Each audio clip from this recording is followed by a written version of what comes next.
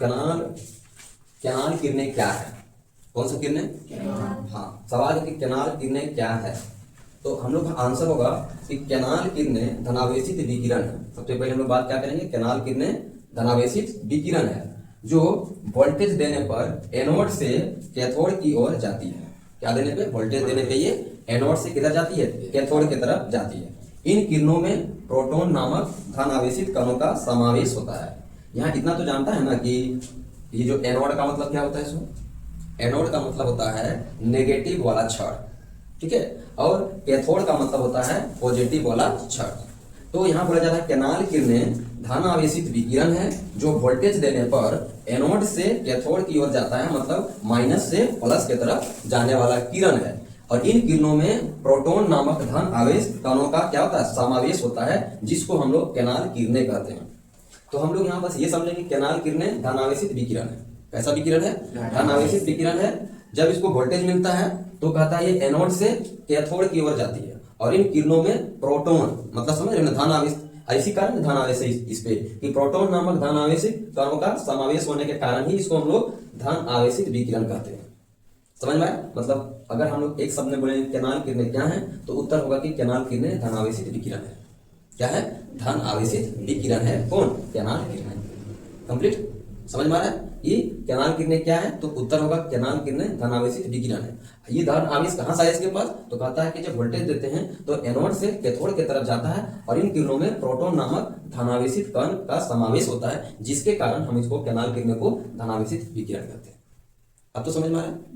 Question number 2 में दिया हुआ है कि यदि किसी परमाणु में एक इलेक्ट्रॉन हो और एक प्रोटॉन हो तो इसमें कोई आवेश होगा या नहीं होगा। तो बताइए आप लोग आधार पे क्या होगा? आवेश होगा कि नहीं होगा? बोल रहा है कि अगर एक एटम है, क्या है? एक एटम है, ऐसा एक एटम है और इस एटम में एक प्लस है और एक माइनस है, तो क्या होगा? ये आवेशित होगा, मतलब धन आवेश होगा कि ऋण आवेश होगा, या फिर आवेश नहीं होगा? आवेश नहीं होगा। क्यों नहीं होगा? क्योंकि हम लोग पढ़े हैं कि जब एक धन आवेश और एक ऋण आवेश होता है तो जो परमाणु होता है वो पूरा का पूरा क्या होता है? आवेश रहित होता है, मतलब कोई आवेश नहीं होता है। क्योंकि हम लोग जानते हैं इसका जितना चार्ज होता है उतना ही चार्ज तो इसका भी होता है। ये माइनस में होता है, प्लस में होता है, एक दूसरे का प्रभाव को खत्म कर देगा। और इसीलिए हम लोग का उत्तर में आएगा कि एक इलेक्ट्रॉन ऋण आवेशित कण होते हैं तथा एक प्रोटॉन धन आवेशित कण होता है। दोनों कणों का आवेश बराबर होता है और इसीलिए किसी परमाणु में एक इलेक्ट्रॉन और एक प्रोटॉन अगर है तो उसमें इसमें कोई आवेश नहीं होगा। और इस प्रकार यह एक उदासीन परमाणु होगा। कहता है कि परमाणु उदासीन है। क्या बोल रहा है? परमाणु उदासीन है। अभी इसे हम लोग पिछला सवाल में यहाँ क्या बताया गया कि अगर एक परमाणु और एक अगर मतलब एक प्रोटॉन है और एक इलेक्ट्रॉन है तो दोनों के मिलने से जो परमाणु होगा कैसा हो जाएगा? उदासीन हो जाएगा। क्या हो जाएगा? उदासीन हो जाएगा। तो इसका मतलब जब कभी भी उदासीन परमाणु के बारे में बोलेगा तो उससे हम लोग को ये मतलब समझ में आएगा कि उसमें जितना प्रोटॉन होगा उतना ही क्या होगा? इलेक्ट्रॉन होगा, तभी वो उदासीन कहलाएगा। तो यहाँ बोल रहा है कि परमाणु उदासीन है। इस तथ्य को थॉमसन के मॉडल के आधार पर स्पष्ट कीजिए। तो थॉमसन ने क्या बताया था? थॉमसन के मॉडल के आधार पर परमाणु धन आवेशित गोले का बना होता है और इलेक्ट्रॉन उसमें धंसे होते हैं। ऋणात्मक और धनात्मक आवेश परिणाम में समान होते हैं और इसीलिए परमाणु वैद्युतीय रूप से उदासीन होते हैं। थॉमसन से ही ना बात बताया था। थॉमसन तो साफ साफ बोला कि पूरा का पूरा जो गोला होता है वो धन आवेशित होता है, क्योंकि थॉमसन ने परमाणु को कटा हुआ तरबूज की भांति बताया था और बताया था कि जितना भी लाल वाला हिस्सा होगा वो आपका धन आवेश होगा और जो बीच बीच में जो बीज होगा वो एक ऋण आवेश के जैसा होगा। और जितना प्रोटॉनों की संख्या होगा उतना ही इलेक्ट्रॉनों की संख्या होगा। किसकी संख्या होगा? इलेक्ट्रॉनों की संख्या होगा। और प्रोटॉनों की संख्या जितना उतना ही इलेक्ट्रॉनों की संख्या। इसका मतलब जो परमाणु होगा वो क्या होगा? उदासीन होगा। यही बात तो बताया था कौन? जे थॉमसन ने कि थॉमसन के मॉडल के आधार पर परमाणु जो होते हैं धन आवेशित गोले का बना होता है और इलेक्ट्रॉन जो होता है उसी में धंसे होते हैं। ऋणात्मक और धनात्मक आवेश परिणाम से में समान होते हैं, मतलब इलेक्ट्रॉन जितना होता है उतना ही प्रोटॉन होता है और दोनों के आवेश समान होते हैं। इसीलिए परमाणु वैद्युतीय रूप से इलेक्ट्रिकली कह सकते हैं दोनों क्या होता है? उदासीन होता है। उदासीन होने का सीधा मतलब है जितना प्रोटॉन मतलब जितना प्लस उतना ही क्या है? माइनस। तो जितना प्लस उतना ही माइनस। हम बोलेंगे +10 और -10 तो क्या होगा? वैल्यू तो जीरो ना मिलेगा। जीरो कहने का क्या अर्थ निकलता है कि कुछ नहीं बचा है। कुछ नहीं का मतलब उदासीन हो गया, मतलब खत्म हो गया। इसके सेकंड क्वेश्चन में है कि रदरफोर्ड के परमाणु मॉडल के अनुसार परमाणु के नाभिक में कौन सा अपरमाणु कण विद्यमान है। इसका कहने का मतलब ये है कि जैसे ये परमाणु है, क्या है, परमाणु है, तो यहाँ ये पूछ रहा है कि रदरफोर्ड के परमाणु मॉडल के अनुसार परमाणु के नाभिक में कौन सा अपरमाणु कण विद्यमान है।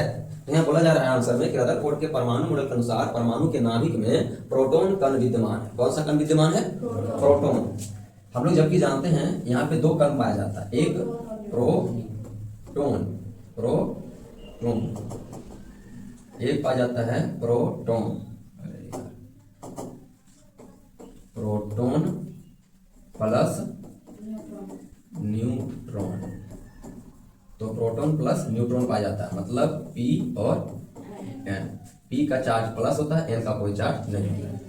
लेकिन हम लोग को यहाँ पे क्या पूछा गया कि रदरफोर्ड के अनुसार, तो रदरफोर्ड ने बताया था कि जब बहुत सारा यहाँ से अल्फा कण गुजारा गया था, कौन सा कण? हाँ, जो कि हीलियम का बना हुआ था। तो जब बहुत सारा अल्फा कण यहाँ से ऐसा गुजारा गया था तो कुछ सीधे निकल गया था, कुछ ऐसे सीधे निकल गया था। इस तरह से सोना की पट्टी में सब लोग ऐसे निकल जा रहा था, सीधे ऐसे निकल जा रहा था। लेकिन उसमें से एक ऐसा था जो जितना एंगल के साथ गया था उतने ही एंगल के साथ वापस आ गया था। तब जाके एक प्रमाण दिया था कौन? रदरफोर्ड, कि ऐसा तो तभी संभव है जब अंदर में कुछ ना कुछ होगा, मतलब सेंटर में कुछ ना कुछ होगा, तभी वापस एक टकरा के, मतलब जितना डिग्री में गया उतना ही डिग्री में वापस आ गया। कुछ लोग तो जने तने छिटक के भाग रहा था, ऐसे ऐसे गया यहाँ, इधर से ऐसे भाग गया, कुछ लोग ऐसे चला गया था, कुछ लोग ऐसे भाग गया था, इस तरह छिटक के भाग रहा था। तो आखिर एक ऐसा था जो पूरा टकरा के वापस आया था। तब जाके बोला कि भाई पूरा परमाणु का जो द्रव्यमान होता है वो बीच में पाया जाता है, और बीच में क्या है? तो प्रोटॉन है। ऐसा कौन बोल दिया था? रदरफोर्ड। इसीलिए पूछा गया सवाल में कि रदरफोर्ड के परमाणु मॉडल के अनुसार परमाणु के नाभिक में, यहाँ पे जो नाभिक, इसमें परमाणु के नाभिक में कौन सा अपरमाणु कण विद्यमान है। तो हम लोग का उत्तर आएगा कि प्रोटॉन है। इसके हिसाब से पहले क्या है? प्रोटॉन है, क्योंकि उस समय न्यूट्रॉन का खोज नहीं हुआ था, इसीलिए हम लोग ऐसा नहीं बोल सकते थे। यानी कि रदरफोर्ड ऐसा नहीं बताया कि प्रोटॉन और न्यूट्रॉन दोनों है, क्योंकि उस समय न्यूट्रॉन का खोज नहीं हुआ था। तो अगला सवाल हम लोग समझ, ये सवाल समझ में आ रहा है पहले हैं कि रदरफोर्ड के अनुसार केवल क्या है न्यूक्लियस में, मतलब नाभिक में क्या है? केवल प्रोटॉन है, न्यूट्रॉन अभी नहीं, क्योंकि न्यूट्रॉन अभी खोज नहीं हुआ था। लेकिन बाद के साइंटिस्टों ने बताया नहीं, यहाँ तो धन आवेशित कण तो है, लेकिन यहाँ पे प्रोटॉन और न्यूट्रॉन दोनों है। अभी न्यूट्रॉन का मान जो है, इसका चार्ज कुछ नहीं है, इसीलिए प्रोटॉन का ही चार्ज दिख रहा है। और हम कह सकते हैं कि ये क्या है? प्रोटॉन मतलब नाभिक क्या होता है? धन आवेशित होता है। किसकी वजह से? प्रोटॉन की वजह से। देखो क्वेश्चन नंबर 3 में क्या है कि 3 कक्षाओं वाले बोर के परमाणु मॉडल का चित्र बनाइए। तो 3 कक्षा नहीं दिख रहा है, देखो ये तो नाभिक हो गया ना, दिख रहा है? नहीं दिख रहा है? दिख रहा होगा। ये वाला क्या होगा? नाभिक वाला हो गया ये, और ये वाला दिख रहा है कौन वाला? फर्स्ट वाला, ठीक है ना, फर्स्ट वाला सेल है, और ये वाला सेकेंड वाला सेल है, और ये वाला थर्ड वाला। ये फर्स्ट, सेकेंड, थर्ड, फोर्थ, 4 को दिखाया गया है। लेकिन आपको कितना दिखाना है? 3 कक्षाओं का, मतलब 3 कक्षा दिखाना। पहला कक्षा नंबर ये वाला जिसको K बोलते हैं, दूसरा कक्षा वाला जिसको L बोलते हैं, तीसरा कक्षा जिसको हम लोग M बोलते हैं। ये आपका पहला कक्षा होगा, ये आपका पहला कक्षा होगा, ये दूसरा कक्षा होगा, ये तीसरा कक्षा होगा, चौथा कक्षा। लेकिन आपको दिखाना है 3 कक्षा, है ना। नाभिक आपका बीच में होता है, सबको मालूम है यहाँ पे क्या होता है? नाभिक होता है। ये नाभिक हुआ और आपका 3 गो कक्षा हुआ। आपको मालूम है ना, सभी कक्षा में अलग अलग संख्या में इलेक्ट्रॉन पाया जाता है। उसके लिए ये सूत्र बताया गया था, ये नील्स बोर के द्वारा ही बताया गया था, 2n²। अगर n का मान 1 रख दोगे तो आंसर मिलेगा 2, और 1 का स्क्वायर 1, मतलब 2। मतलब कि K वाला सेल में 2 इलेक्ट्रॉन होगा। फिर n बराबर अगर 2 रख दोगे तो 2 × 2 का स्क्वायर, यानी कि 8। तो K के बाद कौन आता है? कौन सा सेल? L। तो L वाला सेल में 8 इलेक्ट्रॉन होगा। तो इस तरह से हम लोग इस फॉर्मूला के मदद से ये पता कर पाते हैं कि कौन सा कक्ष में कितना इलेक्ट्रॉन पाया जाएगा। इसका अगला क्वेश्चन है कि क्या अल्फा कणों का परिकीर्णन प्रयोग सोने की अतिरिक्त दूसरे धातु की पन्नी से संभव होगा। जैसे रदरफोर्ड ने क्या किया था कि सोना का पतला सा, बहुत पतला परत बना के और उसमें अल्फा के रे पास कराया था। तो सवाल बोला जा रहा है कि क्या सोने के जगह पे दूसरा धातु का प्रयोग किया जा सकता था क्या? तो उत्तर में देखो क्या कहता है, यदि अल्फा कणों का परिकीर्णन प्रयोग सोने जैसी पतली पन्नी से करने पर तेज गति से चल रहे ये अल्फा कण सीधा निकल गए। सोने की यह पन्नी 1000 परमाणु के बराबर मोटी होती है, क्योंकि अन्य धातु की अपेक्षाकृत कम लचीला होने के कारण यह प्रयोग असंभव होगा। यदि हम मोटे पन्नी का प्रयोग करते हैं तो इस प्रयोग का होना संभव नहीं होगा। और हम लोग सब जानते हैं कि सोना एक ऐसा धातु है, सोना एक ऐसा धातु है जिसका आघात वर्ध्यता सबसे अधिक होता है। आघात वर्ध्यता सबसे अधिक होता है। यहाँ तक कि आघात वर्ध्यता के साथ साथ तन्यता भी सबसे ज्यादा होता है इसका। तन्यता का मतलब होता है खींच कर लंबा तार बनाया जाना, है ना। और इसका 1 ग्राम सोना से लगभग 2 किलोमीटर का लंबा तार खींचा जा सकता है। और इसको पीट पीट कर बहुत पतला पन्नी बनाया जा सकता है, मतलब चादर बनाया जा सकता है, बहुत पतला। और इससे ज्यादा पतला किसी और धातुओं में संभव नहीं था। और बस यही कारण सोना के प्रयोग किया गया था। सोना का पतला पन्नी बनाकर ये प्रयोग किया गया था अल्फा कण को पास कराने के लिए, क्योंकि दूसरे धातु में इतना पतला परत बनाना संभव नहीं है। तो सवाल कहा था कि क्या अल्फा कणों का प्रकीर्णन प्रयोग सोने के अतिरिक्त दूसरे धातु की पन्नी से संभव होगा? तो हम लोग सीधा बोलेंगे कि सोने के अतिरिक्त दूसरे धातु की पन्नी में संभव नहीं होगा, क्योंकि सोना जितना पतला परत और किसी भी धातु में नहीं बनेगा। कि परमाणु के 3 अपरमाणु कणों के नाम लिखे हैं। तो हम लोग तो जान रहे हैं कि परमाणु के 3 अपरमाणु कण के नाम क्या क्या हैं? तो प्रोटॉन, इलेक्ट्रॉन और न्यूट्रॉन। अच्छा, इन तीनों में सबसे पहले खोज किसका हुआ था? इलेक्ट्रॉन। हाँ, फिर न्यूट्रॉन।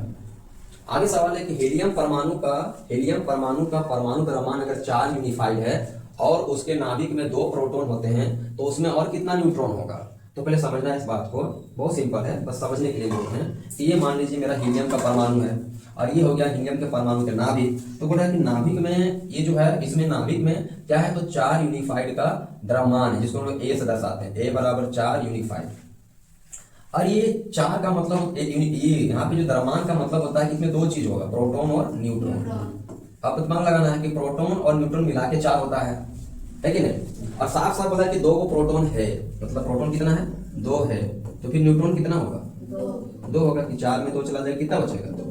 तो यही बात का यहाँ पे उत्तर दिया गया है कि न्यूट्रॉन की संख्या जो होता है परमाणु द्रव्यमान, अब मैं घटा देंगे प्रोटॉन की संख्या। देखो, परमाणु द्रव्यमान घटा देंगे किसको? प्रोटॉन की संख्या। मतलब 4 में 2 घटा देंगे, कितना बचेगा? 2। मतलब इस प्रकार इसमें हम कह सकते हैं कि 2 इलेक्ट्रॉन होंगे। कितने इलेक्ट्रॉन होंगे? 2 इलेक्ट्रॉन होंगे। पेज नंबर 57 का कहता है कार्बन और सोडियम के परमाणुओं के लिए इलेक्ट्रॉन विन्यास लिखिए। तो बहुत आसान है, देखो मेरा आपको शॉर्ट में बताते हैं आराम से, ठीक है। किसका लिखना है? कार्बन का और सोडियम का। तो हम लोग जानते हैं कार्बन को हम लोग C से दर्शाते हैं। कितना से? C से। और हम लोग अच्छे से जानते हैं कि कार्बन जो होता है वो 6 नंबर में पाया जाता है। कौन सा नंबर में? 6। अब 6 नंबर में है तो इसको हम लोग तोड़ेंगे, तो 6 को तोड़ेंगे तो पहले 2 में टूटेगा, फिर 4 में टूटेगा ना, क्योंकि हम लोग जानते हैं पहले K होता है, फिर L होता है, फिर M होता है, ऐसा जाता है। तो सबसे पहले जो K होता है उसका क्षमता 2 होता है, तो 2 आ गया। लेकिन L का क्षमता 8 होता जरूर है, लेकिन हमारे पास टोटल तो 6 है। तो शुरू में 2 चला गया तो बचा कितना? 4। इसलिए L में कितना होगा? 4। इसका मतलब केवल इसमें 2 को ही सेल भरेगा, 2 K और L भी पूरा नहीं भरेगा, है ना। तो ये हो गया किसका इलेक्ट्रॉनिक विन्यास? कार्बन का। उसी तरह हमको किसका इलेक्ट्रॉनिक विन्यास लिखने बोला है? सोडियम का। तो सोडियम का मतलब क्या होता है? Na। सोडियम को लोग रिप्रेजेंट करते हैं किससे? Na से। और हम लोग जानते हैं सोडियम का संख्या होता है 11। अब बताओ 11 संख्या है, इसको तोड़ना है तो टूटेगा कितना? पहले 2 में, क्योंकि K में जाएगा, फिर 8 में तो 10 हो गया तो K L में जाएगा, फिर एक वो बच गया M, तो M में जाएगा। तो ये 2 8 1 मतलब 2 8 1 ये सोडियम का इलेक्ट्रॉनिक विन्यास हुआ, और जो 2 और 4 होगा वो कार्बन का इलेक्ट्रॉनिक विन्यास हुआ। यही बात यहाँ लिखा हुआ है कि कार्बन के परमाणुओं में इलेक्ट्रॉन की कुल संख्या 6 है। कार्बन के परमाणुओं में इलेक्ट्रॉन वितरण अगर करेंगे तो पहले कक्ष मतलब K में क्या होगा? K में क्या होगा? 2 इलेक्ट्रॉन होगा। और दूसरे कक्ष मतलब L, तो दूसरे कक्ष मतलब L, और L में क्या होगा? 4 इलेक्ट्रॉन होगा।